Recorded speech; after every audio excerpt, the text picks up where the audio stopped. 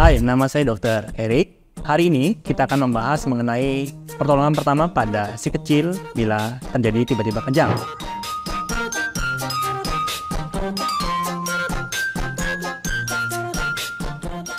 Jadi yang pertama harus Bapak Ibu Anda perhatikan adalah stop dan jangan panik apabila melihat si kecil akan terjadi kejang.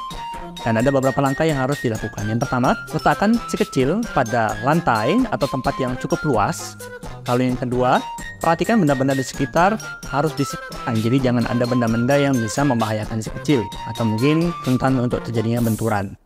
Yang ketiga, apabila terjadi muntahan pada si kecil, posisikan untuk tidur miring pada si kecil supaya si kecil tidak tersedak. Dan yang keempat, pada pakaian si kecil harus segera dilonggarkan, terutama pada bagian leher. Pada bagian si kecil itu misalnya ada jaket atau mungkin celana yang terlalu ketat, segera untuk dilonggarkan pada si kecil.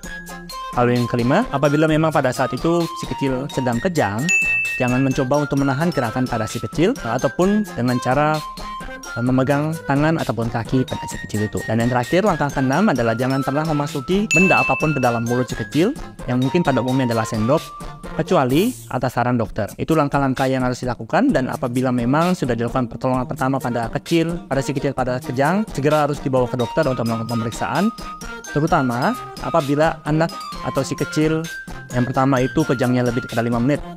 Lalu yang kedua, apabila memang bibir atau mungkin kulitnya sudah mulai bertambah biru. Lalu yang ketiga, apabila memang daripada si kecil sudah mulai sulit bernafas, itu harus segera untuk dibawa ke dokter untuk melakukan pemeriksaan selanjutnya.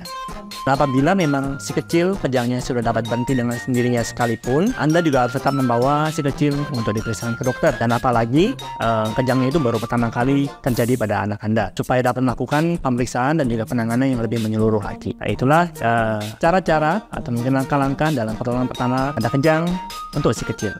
Thank you for watching.